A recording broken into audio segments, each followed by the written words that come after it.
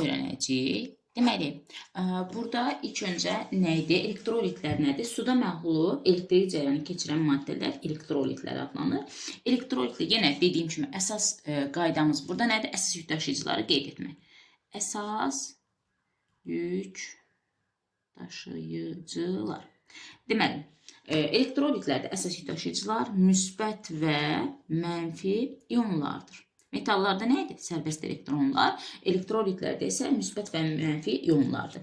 Elektrolitlərin müqaviməti uşaqlar temperaturla xətti tərs asılır. Bu nə deməkdir? Əslində bu da düsturdan gəlir. R bərabərdir. R0 vuraq, 1 çıxaq, alfa delta T. Düz asıdır, amma azalan düz. Yəni qrafikimiz olur. R T'dən bu şəkildə xətti asıdır. Amma belə.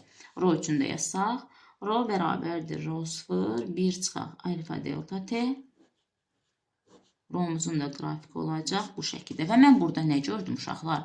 Gördüm ki, alfa 0-dan kiçik. Yəni elektrolitlərdə alfa nədir? Mənfidir. Yəni, burada uşaqlar bir də elektrolitlərdə nəyi demək lazımdır? Yük daşıyıcılar müsbət və ionlar olduqda, burada elektrik cərəyanı keçən zaman maddə və yük daşınması baş verir. Bu belə. Bir də burada bu temperaturdan asılılığı bu cür olması bilirsiniz nə deməkdir? Yəni, bunu qızdıranda müqavimət azalır, soyudanda isə müqavimət artır. Və burada elektrolitlərdə dissosiasiya olur. Elektrolitik dissosiasiya suda neytral molekulanın parçalanması zamanı müsbət və mənfi yüklü ionların əmələ gəlməsi prosesidir və dissosiasiya dərəcəsi belə bir şey var.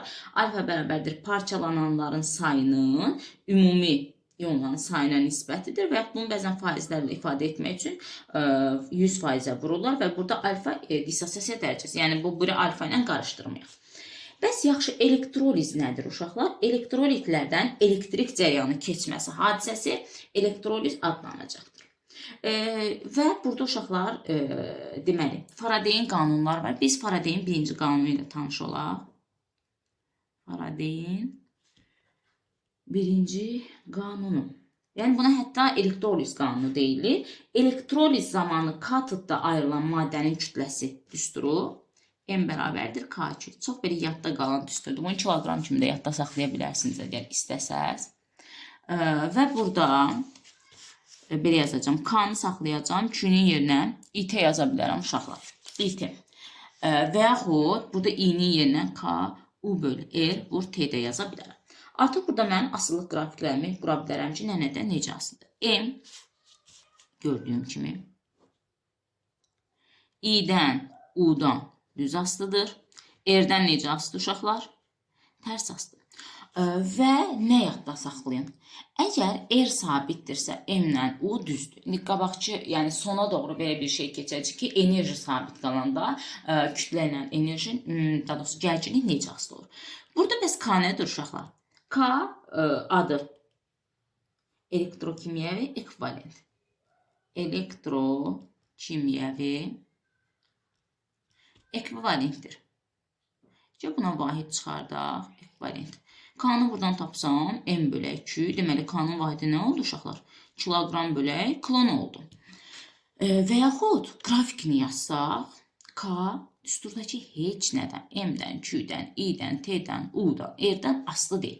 Bunun asılılığı üçün öz düsturu var. Necədir o düsturumuz? K bərabərdir 1 bölək Y-NA vuraq M bölək M.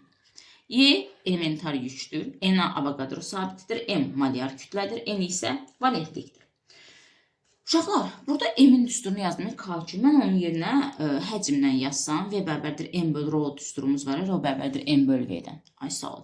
M-in yerinə buran yazaram. K2 bölək Rho və yaxud nə kit bölək Rho şəklində də yaza bilərəm. Fərq etməz. Bir də maddə miqdarı. N-nin düsturu var idi. Kiçik M bölək böyük M. Var idi bu düstur M-kanində keçmişdik. M-i yerinə yazacağım. K2 bölək böyük M və yaxud kit bölək böyük M şəklində yazarım. Yəni bizdən nə istəməklə asılı olmayaraq, yəni nə istəsə onu düsturumuzda tapıb qoya bilərik. İndi asıllıqları gəlsək, N-imizdə, V-imizdə və K-dandır, Q-dəndir, I-dəndir, T-dəndir, U-dan düz asılıdır. M kimi asılıqdır. Çünki düsturlar nədir? Eynidir. Demək olar ki, M sadəcə yerinə qoyuruq. İndi biz bayaq K-dan danışdıq da. K-nın asılıqlarını qursaq, bax burada. Biraz yuxarıda qaldı. Buradan görürəm ki, uşaqlar, K molyar kütlədən düz asılıdır, valentlikdən tərs asılıdır. İndi mən bu düsturu kütlə üçün yerinə qoysam necə olar? M bərabərdir K2 deyil. K-nın yerinə 1 bölək Y-N-A vuraq M bölək N vuraq Q. Yaxud İT, fərq etməz. Mən görürəm ki, elə M-in asılığı da K kimidir də. Demək, bu da M, N-dən tərs asılıdır. Bu da belə. Və uşaqlar, bir də nəyə deyəcəm? Burada da Ohm qanunu var. Yenə I bərabərdir U böl R daxil. Bu da olacaq U böl R0, 1 çıxaq, alfa delta T. Asıllıq qrafikimizi də qursaq, I-nin U-dan asıllıq qrafiki müəyyən bir U0 qiymətindən düz asılılıq olacaq. İndi gəldik bayaq dediyim məsələyə. Nə idi o məsələ uşaqlar? Dedim ki, enerji sabit qalsın. Enerjinin düsturu QU deyil. Q-nün yerinə yazacağım M bölək K vur U. W konstant onda M-lə U necə asılı? Tərs asılı. Amma burada isə M-lə U necə asılı idi uşaqlar? Düz asılı. Ona görə nəyin sabit qaldığına mütləq fikir vermək lazımdır. Buradan mən M-i tapsam olacaq W böl U vuraq K. Demək, onda burada W-dən W deyirəm, W konstant olsa M-lə U necə asılıdır? Tərs asılıdır. W konstant olanda. Bəs yaxşı, M W-dən necə asılıdır?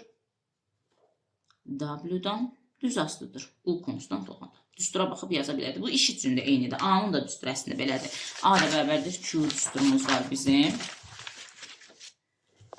Orada da eyni şeyəcək. A bərabərdir QU. Q-nün yerinə M böl K vur U şəklində olacaqdır.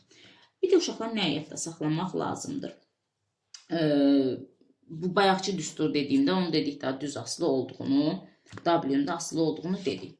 Və bir də elektrolitlərdə test olaraq məsələn necə düşəcək? Bir dənə nümunə göstərək sizə.